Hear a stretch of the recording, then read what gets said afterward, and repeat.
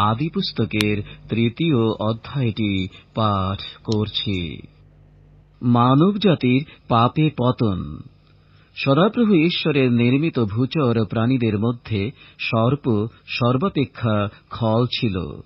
সে ওই নারীকে কহিল, ঈশ্বর কি বাস্তবিক বলিয়াছেন, তোমরা এই উদ্যানের কোন বৃক্ষের ফল খাইও না? নারী সর্পকে কহিলেন, আমরা এই উদ্যানস্থ বৃক্ষ সকলের ফল খাইতে পারি, কেবল উদ্যানের মধ্যস্থানে যে বৃক্ষ আছে তাহার ফলের বিষয় ঈশ্বর বলিয়াছেন, তোমরা তাহা ভোজন করিও না, স্পর্শও করিও না, করিলে মরিবে।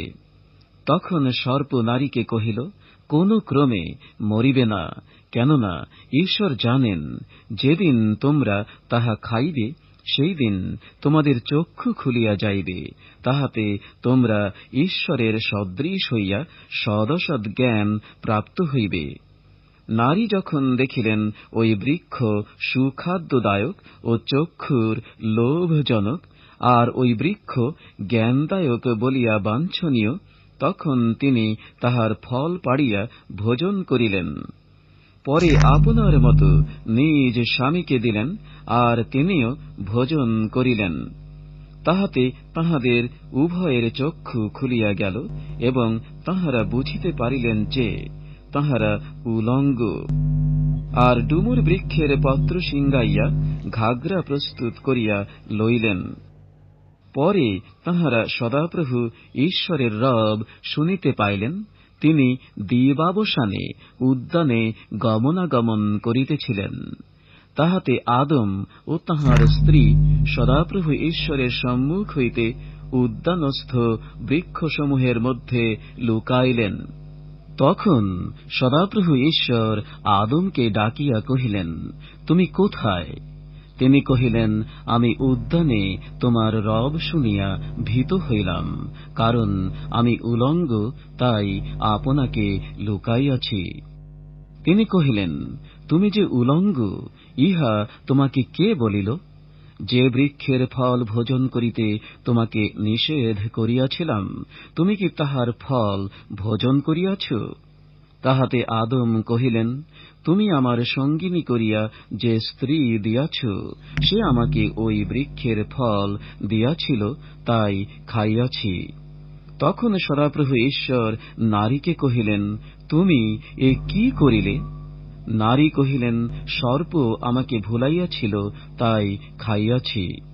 পরে সদাপ্রভু ঈশ্বর সর্পকে কহিলেন, তুমি এই কর্ম করিয়াছ, এই জন্য গ্রাম্য ও বন্য পশুগণের মধ্যে তুমি সর্বাপেক্ষা অধিক শাপগ্রস্ত।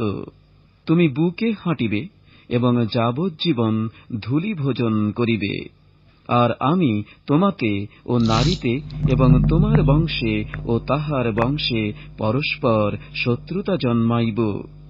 সে তোমার মস্তক চূর্ণ করিবে এবং তুমি তাহার পাদমূল চূর্ণ করিবে। পরে তিনি নারীকে কহিলেন, আমি তোমার গর্ভবেদনা অতিশয় বৃদ্ধি করিব, তুমি বেদনাতে সন্তান প্রসব করিবে এবং স্বামীর প্রতি তোমার বাসনা থাকিবে, ও সে তোমার উপরে কর্তৃত্ব করিবে।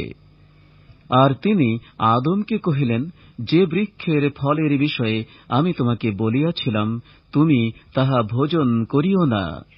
তুমি তোমার স্ত্রীর কথা শুনিয়া তাহার ফল ভোজন করিয়াছ, এই জন্য তোমার নিমিত্ত ভূমি অভিশপ্ত হইল। তুমি যাবজ্জীবন ক্লেশে উহা ভোগ করিবে, আর উহাতে তোমার জন্য কণ্টক ও শেয়াল কাঁটা জন্মিবে, এবং তুমি ক্ষেত্রের ঔষধি ভোজন করিবে। তুমি ঘর্মাক্ত মুখে আহার করিবে, যে পর্যন্ত তুমি মৃত্তিকায় প্রতিগমন না করিবে। তুমি তো তাহা হইতেই গৃহীত হইয়াছ, কেননা তুমি ধূলি, এবং ধূলিতে প্রতিগমন করিবে। পরে আদম আপন স্ত্রীর নাম হবা জীবিত রাখিলেন, কেননা তিনি জীবিত সকলের মাতা হইলেন। আর সদাপ্রভু ঈশ্বর আদম ও তাহার স্ত্রীর নিমিত্ত চর্মের বস্ত্র প্রস্তুত করিয়া তাহাদিগকে পরাইলেন। আর সদাপ্রভু ঈশ্বর কহিলেন, দেখো, মনুষ্য সদসৎ জ্ঞান প্রাপ্ত হইবার বিষয়ে আমাদের একের মত হইল। এখন পাছে সে হস্ত বিস্তার করিয়া জীবন বৃক্ষের ফলও পাড়িয়া ভোজন করে ও অনন্তজীবী হয়।